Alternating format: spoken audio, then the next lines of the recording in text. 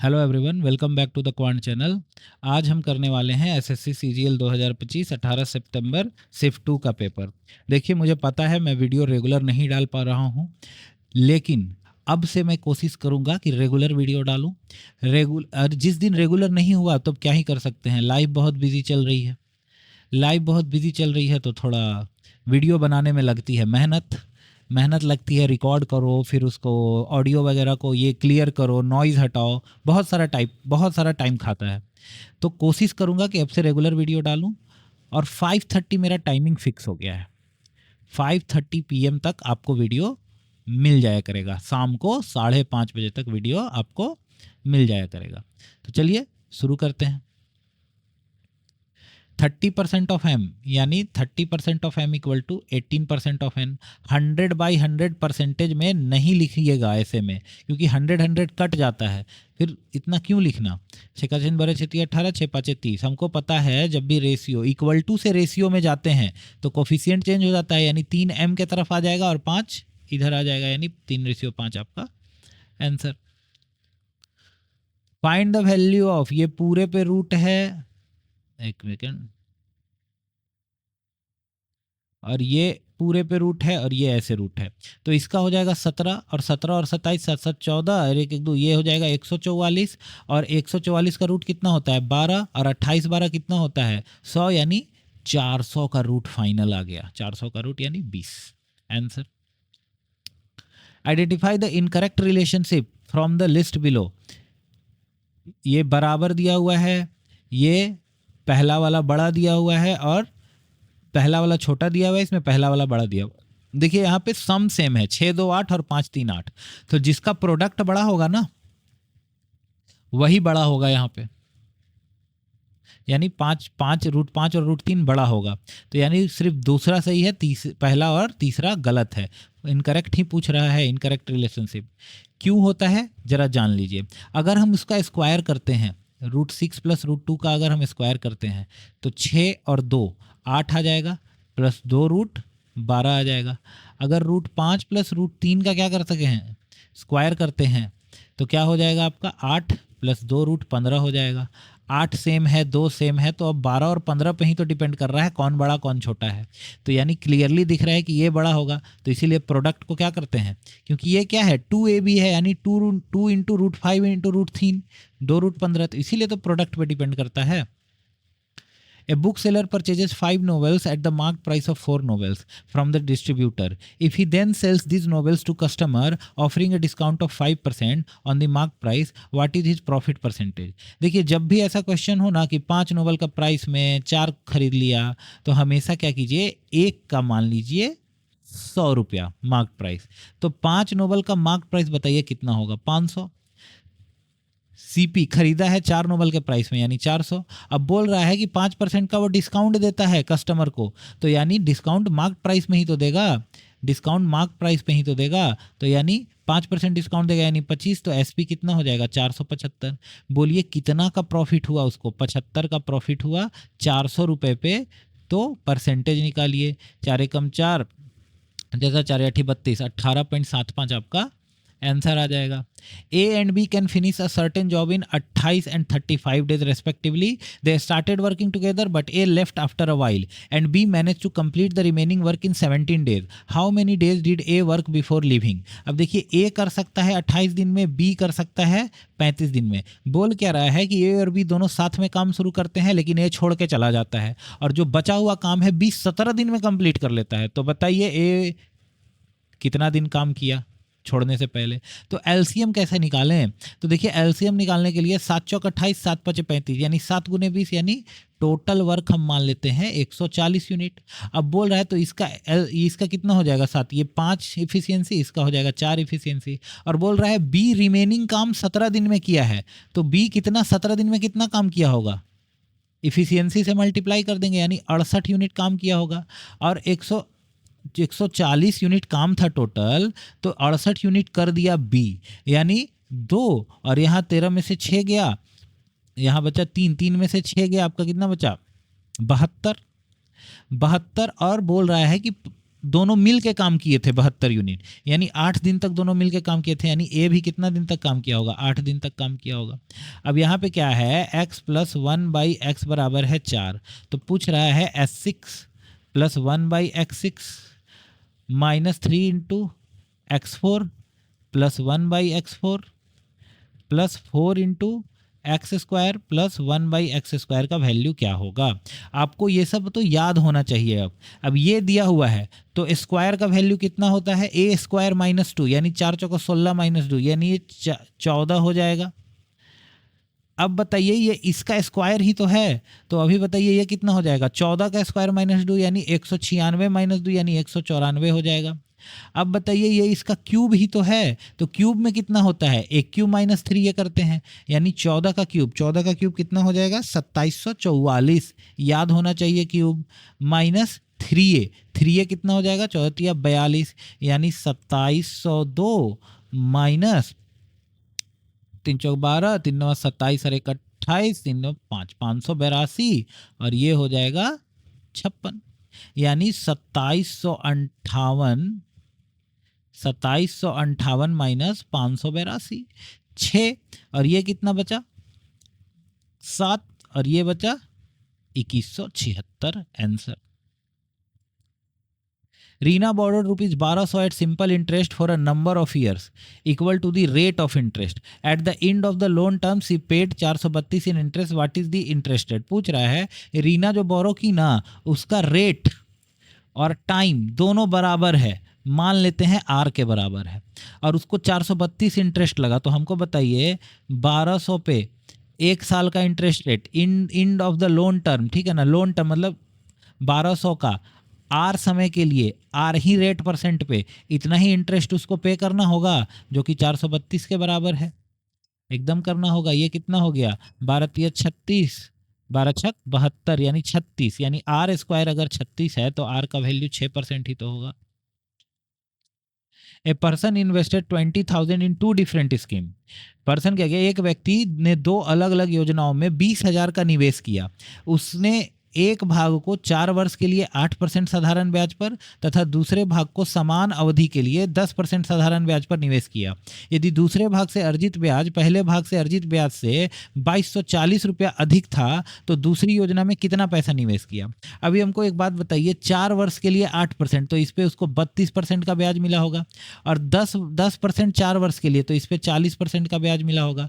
तो क्या बोल रहा है, मान लीजिए इस पे जो दूसरा स्कीम है ना उस पर x रुपया वो करता है, तो 40% ब्याज उसको मिला। अगर दूसरा वाले में फिर कितना लगाया होगा, 20,000 माइनस x लगाया होगा, इस पे उसको 32% ब्याज मिला, और दोनों का डिफरेंस ही तो दिया हुआ है 2240, कट रहा है क्या, 8 5 40, 8 5 40, 32, 4 8 32, 8 चौक 32, और 8 दूना 16, 280 बार में, ठीक है। अब ये हो गया। अब क्या है यहाँ पे बचा 5x/100 बचा। यहाँ देखिए 4/100 को अगर इससे मल्टीप्लाई करेंगे तो आ जाएगा 800, और 4/100 को x से मल्टीप्लाई करेंगे, और इधर भी माइनस है इधर भी माइनस है, तो प्लस हो जाएगा 4x/100 बराबर 280।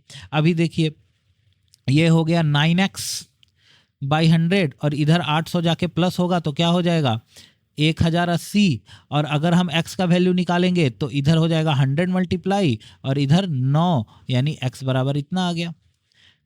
कितना बार में कट गया, 9 एकम 9 दूनी 12 9 108, 120 बार में, यानी 12,000 रुपया वो लगाया था। बेसिकली डिपेंड करता है आपके कैलकुलेशन स्पीड पे यहाँ कि आप कितना जल्दी सॉल्व कर पाते हैं। ऐसा क्वेश्चन एक आध तो मिलेगा जिसमें थोड़ा सा तो आपको करना पड़ेगा, लेकिन बच्चा घबरा जाते हैं। बच्चा क्या सोच लेता है कि नहीं भाई एसएससी का मतलब एक क्वेश्चन हमको 10 सेकंड में बन जाना चाहिए, और जब हल्का सा भी टाइम लगने लगता है क्वेश्चन को ही छोड़ देता है, जबकि उससे बन जाता है वो क्वेश्चन। तो थोड़ा सा इस टाइप का क्वेश्चन भी आना चाहिए। और दूसरी बात, आप इसको पहला राउंड में नहीं बना, अब तो 15 मिनट का सेक्शनल टाइमर हो गया है, तो थोड़ा सा कैलकुलेटिव क्वेश्चन को छोड़ने का भी आर्ट होना चाहिए कि नहीं, इसको हम दोबारा जब देखेंगे ना मेरा सारा क्वेश्चन हो जाएगा आसान वाला, तब हम ये सब क्वेश्चन को देखेंगे, तो उस टाइम पे आप लोग इसको बना सकते हैं। A rock climber uses a rope to ascend a cliff. If the vertical height of the cliff is 35 meter and the rope makes an angle of 30 degree with the level ground, what is the minimum length of the rope? अब बोल रहा है कि एक rock climber है, वो Cliff जिसका height 35 metre है, वो एक रोप को जमीन से बांध देता है चढ़ाई करने के लिए, और जमीन से ये 30 डिग्री का एंगल बनाती है, तो रोप का लेंथ क्या होगा? हम आपको पहले ही बताई हैं कि कर्ण का जो लंबाई होता है वो 30 डिग्री के अपोजिट वाले साइड का दुगना होता है, यानी ये 70 होगा, सीधा आंसर। और अगर नहीं ऐसे याद है तो भैया तो भी जल्दी ये क्वेश्चन बन जाएगा। साइन 30 लगा दीजिए। साइन 30 डिग्री बराबर p/h, यानी 35 बाई कर्ण का लंबाई ही तो हमको निकालना है, ये होता है 1/2 बराबर 35/h। तो हमको एक बात बताइए, h इधर चला जाएगा और ये 2 इधर, यानी 70 ऐसे भी आएगा आंसर।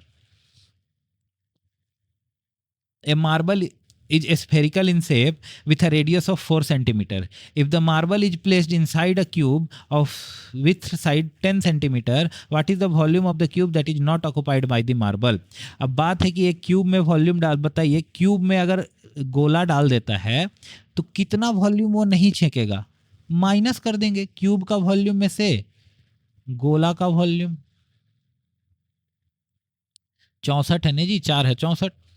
अब देखिए कितना आ गया, 4 गुने 22 गुने 64 बटे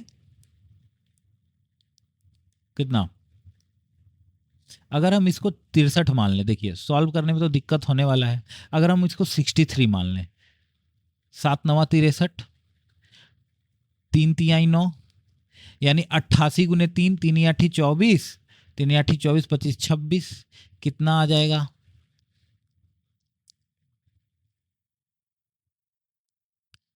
736 के करीब आंसर आएगा। एक ही है 732। अब देख लीजिए, क्योंकि 63 माने हैं, ये 63 माने हैं माइनस में, तो ये 64 था ना जी, तो 736 से तो कम ही ना आंसर होगा, क्योंकि माइनस तो ज्यादा कर रहे हैं हम, एक्चुअली में कम कर दिए थे।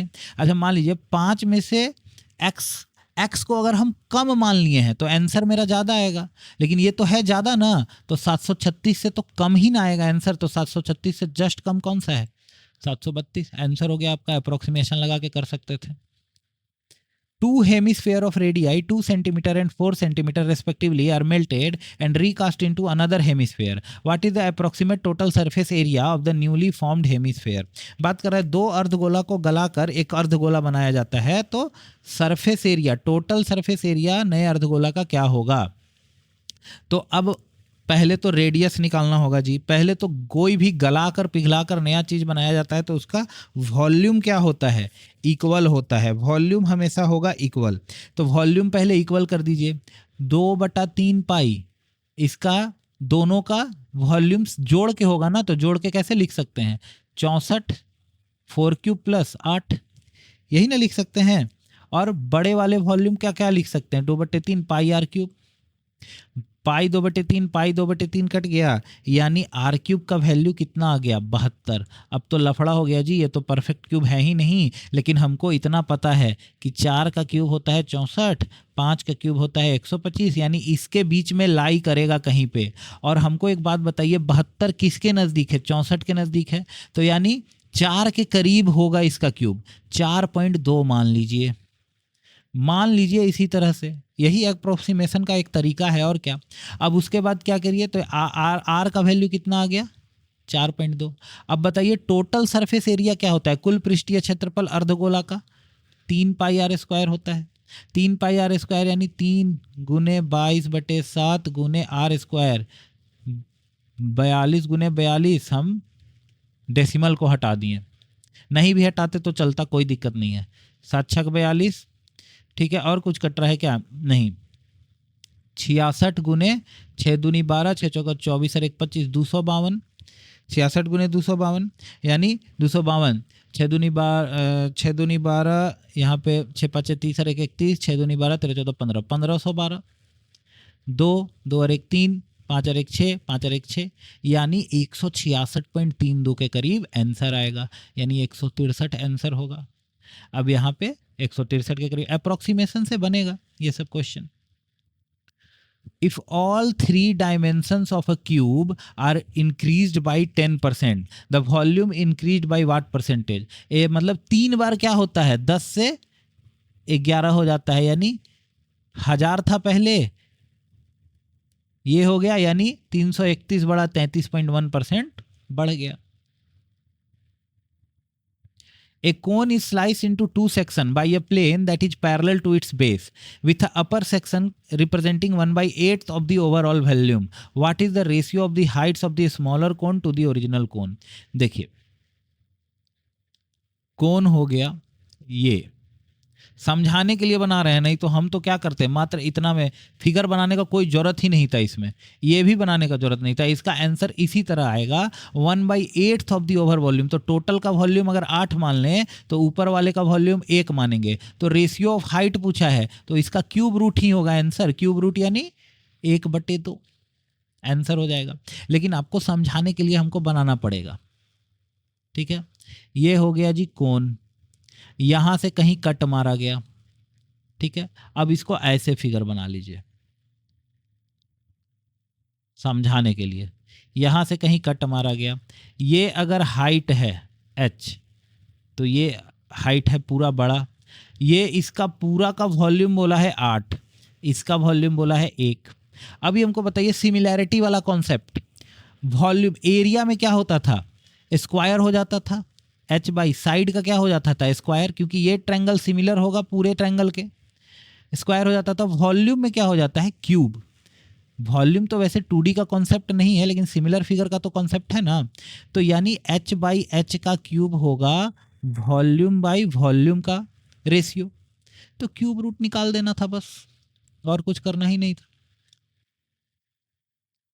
इफ साइन ए बराबर 3/5 एंड कॉस बी बराबर 12/13, find the value of sine A plus B.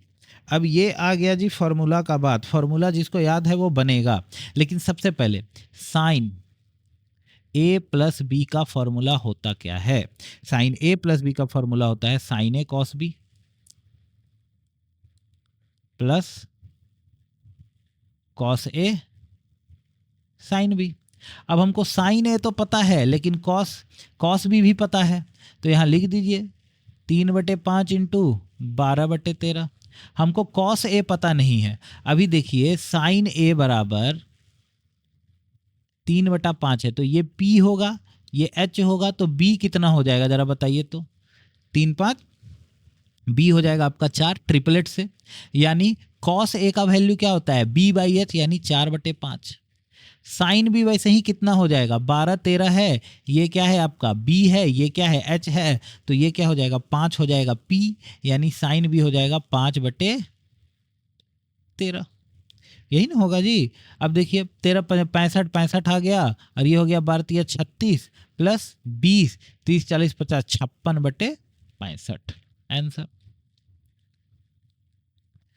A tower generates a shadow that is 40 meter long when the sun's angle elevation is 45 degree. What is the height of the, देखिए ये figure बनाने का भी जरूरत नहीं था, लेकिन समझाने के लिए बनाना पड़ेगा. सन का एंगल ऑफ एलिवेशन 45 डिग्री है, और ये शैडो है 40 मीटर का, तो ये 45, तो ये क्या हो जाएगा आइसोसेलियस राइट एंगल ट्रायंगल, यानी ये भी कितना हो जाएगा 40 मार के निकलना था.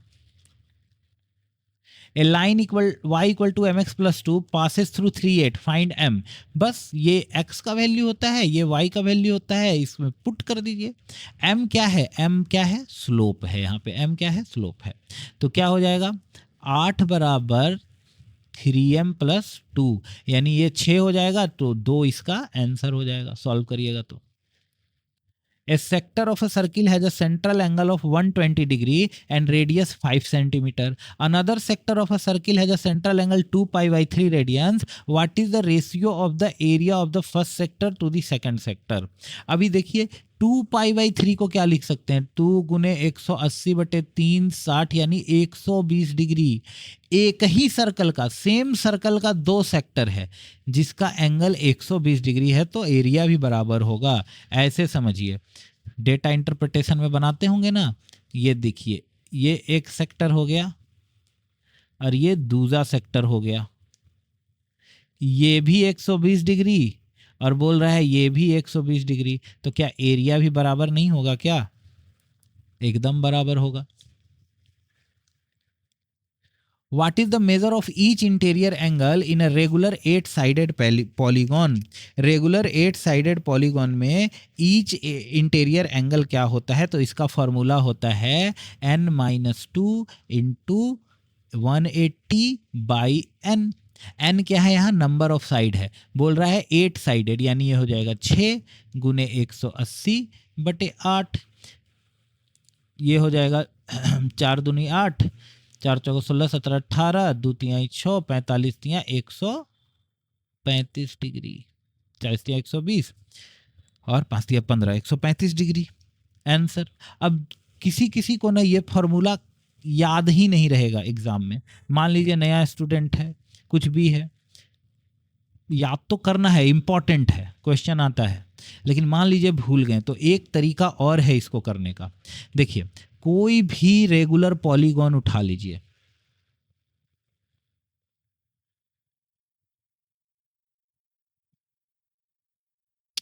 क्या फिगर बनाए हैं हम भी।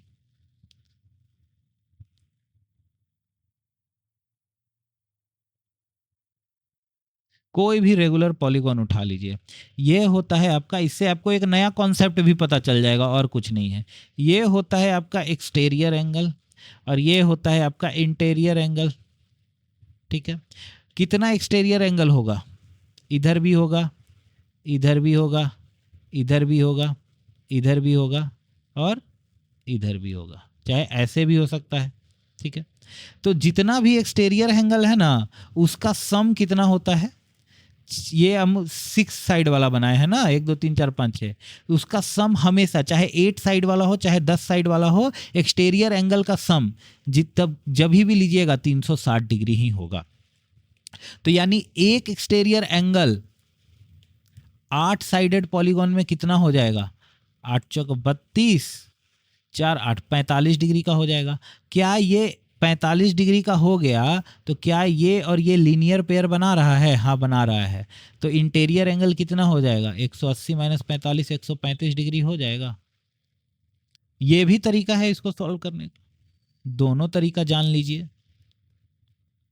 In trapezoid, the two parallel sides in the ratio 3:5. If the height of the trapezoid is 10 centimeter and its total area is 240 centimeter square, determine the length of parallel side. ये है एक trapezium, trapezium है। अब बोल रहा है कि parallel side का रेशियो कितना है? 3:5 है। उसका हाइट कितना है? हाइट बोला है 10 सेंटीमीटर है और एरिया कितना है? 240 बोल दिया है। तो निकालिए पैरेलल साइड का लेंथ। तो इसका एरिया होता क्या है? 1/2 into sum of parallel side. इसको x अगर मान लें, सम ऑफ पैरेलल साइड 8x हो गया, इंटू हाइट बराबर एरिया। कट रहा है, कुछ काट दीजिए। 10 2 चौके 8, 40, 4 6 बार में, यानी x का वैल्यू कितना आ जाएगा? 6 आ जाएगा। यानी ये हो गया 18, ये हो गया 30, 18 और 30 सेंटीमीटर। अब यहाँ पे क्या लोग बहुत करते हैं कि अरे 3:5 दिया हुआ है, तो आंसर में देखिए 3:5, तो 3:5 यहाँ भी आ रहा है, 3:5 और कहीं आ रहा है नहीं, यहाँ भी आ रहा है। कैसे कर लेते हैं वैसे? यही सबसे फास्टेस्ट तरीका था आपका, फार्मूला लगा देना। Triangle ABC has sided AB, BC, AC and XYZ is congruent to triangle ABC. What is the perimeter of XYZ? अगर कोई ट्रायंगल कॉन्ग्रुएंट हो गया, दो ट्रायंगल अगर कॉन्ग्रुएंट हो गए, तो उसका एरिया, उसका पेरीमीटर, उसके साइड्स, उसके एंगल, उसका मीडियन, उसका एल्टीट्यूड सब इक्वल होता है। तो पेरीमीटर XYZ किसके बराबर होगा? ABC के बराबर होगा, यानी 7 5 12 6 18 centimetre. Given that √x + 1/√x बराबर 4, तो x + 1/x बराबर क्या होगा? क्या इसका स्क्वायर में ही नहीं आएगा क्या? स्क्वायर वाला फॉर्मूला में एकदम आएगा। तो स्क्वायर में क्या होता है? 4 चौको 16 - 2 यानी 14 आंसर। इफ कॉट ए बराबर 2 then sine A minus cos A कितना होगा? कॉट ए अगर 2 है तो sine A minus cos A निकालिए। कॉट ए अगर 2 है यानी 2/1 है, तो यानी ये b है और ये p है, तो h कितना होगा? √5 होगा, एकदम होगा। तो अब बोला है कि साइन ए मेरा क्या होता है? p/h यानी 1/√5। कॉस ए मेरा क्या होता है? b/h यानी 2/√5। एक में से 2 गया, -1/√5 बचा, आंसर हो गया। A circle has radius 7 centimeter. A tangent is drawn from an external point P. The length of the tangent is 24 centimeter. What is the distance from P to the center of the circle? बात है P एक स्पर्श रेखा है, यदि स्पर्श रेखा की लंबाई 24 है तो और वृत्त 24 है, P से वृत्त केंद्र की दूरी क्या है? एक वृत्त की त्रिज्या 7 सेंटीमीटर दिए हुए है, तो 7/24 का ट्रिपलेट किसके साथ आएगा? 25 के साथ आएगा, 25 आंसर हो जाएगा। अब बोलिएगा कि ट्रिपलेट कैसे लगा दीजिए, तो इतना क्वेश्चन बना लीजिए, इतना पढ़ा लीजिए मैथ कि आपको याद हो जाए। क्वेश्चन इतना बना लीजिए, इतना पढ़ा लीजिए, जो में से वो काम करना है करिए, लेकिन बनाइए मैथ जरूर। अब देखिए आपको फिगर बना के समझा देते हैं। ये क्या है? रेडियस है, ये टेंजेंट है, ये डिस्टेंस है। यहाँ पे 90 डिग्री क्यों बना? क्योंकि angle between radius and tangent होता है एट अ पॉइंट ऑफ, इसको पॉइंट ऑफ कांटेक्ट बोला जाता है, वो हमेशा 90 डिग्री होता है। Radius is always perpendicular to tangent at the point of contact. तो ये बन गया एक राइट एंगल ट्रायंगल। तो क्या ये हाइपोटेनियस ही हो गया? तो ये अगर 24 है और ये अगर 7 है, तो क्या ये पाइथागोरस से 25 नहीं आएगा क्या? From a point outside a circle, two tangents are drawn to the circle. If one tangent measures 12 centimeter, what is the length of the other tangent? देखिए बिना पेन चलाए 12 सेंटीमीटर। ये भी आपको हम बता देते हैं, रूल है, थियोरम है एक तरह से। ये देखिए एक टेंजेंट और वही पॉइंट से सर्कल पे दूसरा टेंजेंट ड्रॉ किया गया। तो याद रखिएगा एक ही पॉइंट से ए मान लीजिए बी, एक ही पॉइंट से अगर सेम सर्कल पे 2 टेंजेंट ड्रॉ किया जाए वो हमेशा इक्वल होता है। इवेल्युएट 0.04 का क्यूब 0.02 का क्यूब डिवाइडेड बाय 0.2 इंटू 0.1। देखिए इसको क्या लिख सकते हैं हम लोग? 0.2 इंटू 0.2 लिख सकते हैं। इसको क्या लिख सकते हैं? 0.2 इंटू 0.1 लिख सकते हैं। तो अब कॉमन लीजिएगा तो क्या ऊपर से 0.2 का क्यूब कॉमन नहीं आ जाएगा?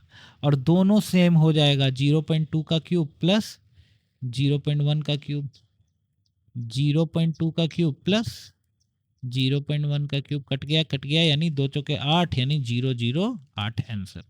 आशा करता हूँ ये वीडियो आपको अच्छा लगा होगा तो लाइक सब्सक्राइब जरूर करिएगा, चैनल को शेयर करिए ताकि मुझे भी मोटिवेशन मिले कि ऐसा महत्वपूर्ण वीडियो जो कि प्रीवियस ईयर पेपर मतलब ईयर वाइज PYQ है, वो बहुत ज़्यादा इम्पोर्टेंट मायने रखते हैं एग्ज़ाम से पहले।